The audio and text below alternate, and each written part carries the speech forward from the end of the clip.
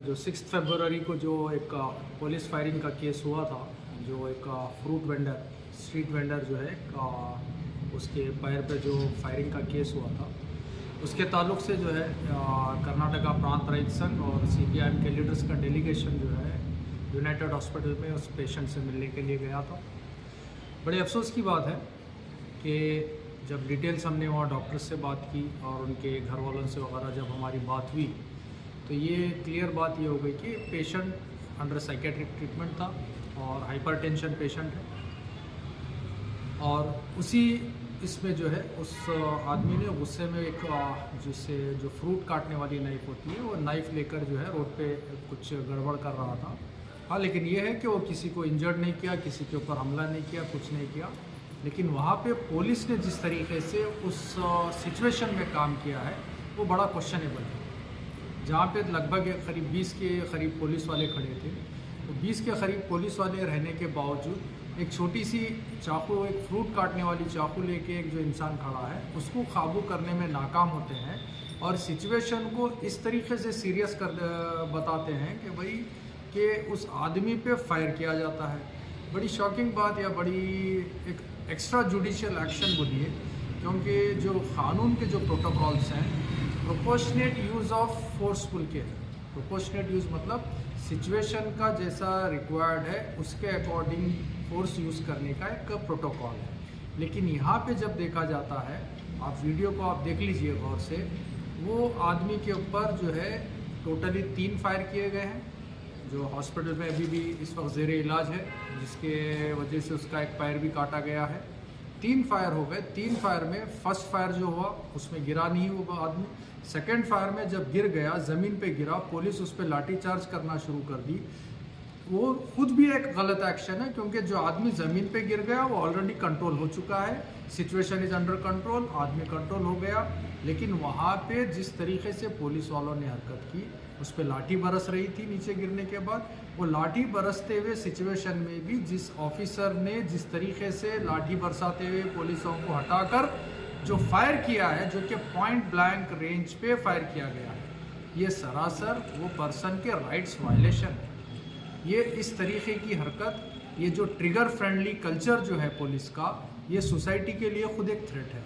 जिस तरीके से सिचुएशन को ऑलरेडी काबू करने के बाद आदमी को अंडर कंट्रोल, जो ग्राउंडेड हो गया है इंसान, वो it is already under control. जो आदमी ज़मीन पे गिरा हुआ है, ज़मीन पे गिरे हुए आदमी के ऊपर गोली मारना, ये एक्स्ट्रा जुडिशियल एक्शन है। ये clearly excessive use of force बोला जाएगा।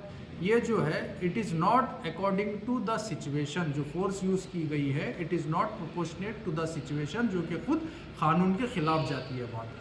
तो इसी के लिए हमने आज फिर से हॉस्पिटल का दौरा भी किया है, और कर्नाटका प्रांत रहित संघ और एग्रीकल्चर वर्कर्स यूनियन और साथ में जो है सीपीएम के लीडर्स जो विज़िट किए हैं आज भी, हम लोगों का ये डिमांड है कि जिस तरीके से एक ठेला गाड़ी चलाने वाले आदमी पे जिस तरीके से पुलिस का एक्स्ट्रा जुडिशियल एक्शन बोलिए, या जिस तरीके से एक्सेसिव यूजेज ऑफ फोर्स जो हुआ है, जिससे आज वो आदमी अपाहिज हो गया, अब उसके परिवार का गुजारा कैसे होगा। तो इसके लिए हम डिमांड ये कर रहे हैं कि गवर्नमेंट वो सबसे पहले उस हॉस्पिटल का पूरा खर्चा बिल पे करे, साथ में उस फैमिली के लिए 1 करोड़ का मुआवजा फौरी तौर पे जारी करे। और साथ ही साथ जैसे अब वो आदमी अब ठेला गाड़ी तो चला नहीं सकेगा, क्योंकि ठेला गाड़ी ढकेलने के लिए दोनों पैर चाहिए इंसान के, अब वो इंसान का पैर तो एक रहा नहीं। तो इसके लिए हमारी ये एक डिमांड है कि गवर्नमेंट उसको जो है तरकारी वेजिटेबल मार्केट में, फ्रूट मार्केट में एक परमानेंट जगह कॉरपोरेशन और गवर्नमेंट उसको अलॉट करे, ताकि उस इंसान के फैमिली का गुजारा करने के लिए, उसको कुछ कारोबार करने के लिए एक परमानेंट जगह रहे। साथ ही साथ ये देखिए कि ये कोई पहला केस नहीं है जहाँ पे जिस तरीके से पुलिस फायरिंग की गई है। हम तो ये मामले में ये भी डिमांड कर रखे हैं कि भाई इसके ऊपर सिटिंग हाई कोर्ट जज से इंक्वायरी की जाए, इसके ऊपर मजिस्ट्रियल सिटिंग हाई कोर्ट जज से इंक्वायरी कराकर इसकी तहकीकात, इसकी हकीकत पता की जाए कि क्या ज़रूरी था पुलिस को इस तरीके से इतनी फोर्स का यूज़ करना, और इस तरीके से जो रिज़ल्ट पुलिस की हरकत से हुआ है, क्या पुलिस का ये एक्शन सही था। इसके ऊपर इन्वेस्टिगेशन होना है, इसके ऊपर कानून के तहत जो भी एक्शन हो वो पुलिस के ऊपर, जितने लोग उस एक्शन में इन्वॉल्व हैं, जो ऑफिसर्स हैं, इनके ऊपर सारा कानून के तहत एक्शन लिया जाए। और साथ ही साथ देखिए, ये कोई पहला केस नहीं है, इससे पहले भी काफ़ी बार हमें गुलबर्गा में पुलिस फायरिंग के केसेस सुनने में आए हैं। एक मैं ऐसे ही इससे पहले का जो एक एलिगेशन है, शायद ये 2019 का है, जो कि एक लड़का है जिसका नाम ज़हीरुद्दीन सन ऑफ इमाम साहब ऐसा कुछ है, ये जो गोला चौक का रहने वाला है। इसका जो मोबाइल शॉप था, ये बंदे का भी एक केस है जो हम डिमांड करेंगे कि सिटिंग हाई कोर्ट जज से ये केस में भी जुडिशियल इंक्वायरी की जाए, क्योंकि ये चीज़ें जो है फॉल्स केसेस के तहत किसी के ऊपर एलिगेशंस लगा के फॉल्स केसेस का उनको अरेस्ट करना, ये ख़ुद भी गैर कानूनी है। और जहाँ तक हमको इन्फॉर्मेशन है, जो ज़हीरुद्दीन केस का जो मामला है, उस बंदे का भी कोई पुलिस रिकॉर्ड नहीं था, कभी उसके ऊपर कोई केसेस नहीं थे। जैसे ये केस में है, जो अभी सुपरमार्केट केस में है, इस आदमी के ऊपर भी, इस बंदे के ऊपर भी कभी कोई पुलिस केस नहीं रहा है, ना कभी कोई पुलिस रिकॉर्ड है, ना कोई क्रिमिनल रिकॉर्ड है। हाँ, अगर कोई हैबिचुअल ऑफेंडर है, क्रिमिनल है, उसके ऊपर पुलिस कुछ उसको कंट्रोल करने के लिए इस तरीके से फायर करती है, तो शायद कहीं बात मानी जाए, वो भी कि जब वो ख़तरा बना है पुलिस के लिए या सोसाइटी के लिए ख़तरा बना है तब। लेकिन जिस तरीके से एक्स्ट्रा जुडिशियल एक्शन जो पुलिस के होते हैं, ये कोई पुलिस स्टेट नहीं है हमारा, ये डेमोक्रेसी है। सुप्रीम कोर्ट का भी क्लियर ऑर्डर है, क्लियर डायरेक्शन है, India is not a police state for this aggressive actions of police. ये कोई पुलिस स्टेट नहीं है, ये डेमोक्रेटिक स्टेट है। पुलिस भी कानून के तहत चलना है, पुलिस कोई कानून के ऊपर नहीं है यहाँ पे। मैं इसलिए ज़हीरुद्दीन का केस बता रहा हूँ, या इस तरीके सुपरमार्केट केस का इसलिए बोल रहा हूँ कि ये सारे केसेस को जुडिशियल इंक्वायरी मस्ट है इनके ऊपर।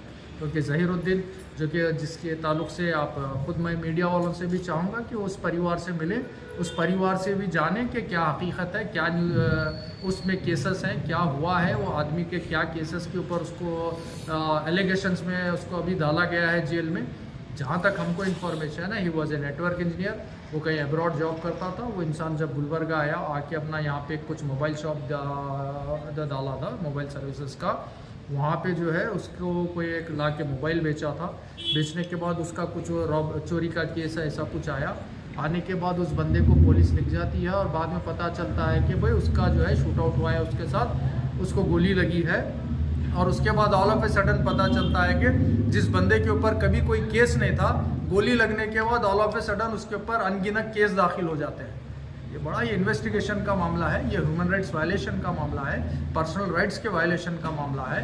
तो हम यही डिमांड करते हैं, कर्नाटका प्रांत राइट संघ से हम ये डिमांड करते हैं गवर्नमेंट से कि ये जो अभी सुपरमार्केट में जिस तरीके से हरकत की गई है पुलिस की, ये हरकत के ऊपर फौरी तौर पे गवर्नमेंट इसके ऊपर जो है 1 करोड़ रुपए मुआवजा दे वो फैमिली को, और उसके परिवार के लिए, उस आदमी के परिवार के लिए जो है एक जगह अलॉट करे, कारोबार करे के लिए उसको शॉप की जगह अलॉट करे, और जो हॉस्पिटल का जो सारा खर्चा है ये गवर्नमेंट पे करे। और साथ ही साथ जो है इसके ऊपर एक सिटिंग हाई कोर्ट जज से इसकी इंक्वायरी करनी चाहिए। और साथ में हम ये यहाँ से क्लियर करते हैं कि हम पुलिस कमिश्नर को इसके ऊपर अपना मेमोरेंडम्स वगैरह सबमिट करके सारी तफसीलात बात करेंगे, और हम वीक टू 10 डेज टाइम देंगे। अगर इस टाइम में सारे डिमांड्स फुलफिल नहीं होते हैं तो फिर ये तय है, कर्नाटका प्रांत राइट संघ किसान सभा जो है गुलबर्गा में पुलिस एक्शन के खिलाफ ये जो हरकत हुई है, बड़ा धरना, फिर यहाँ से हम एहतजाज बड़ा शुरू करें।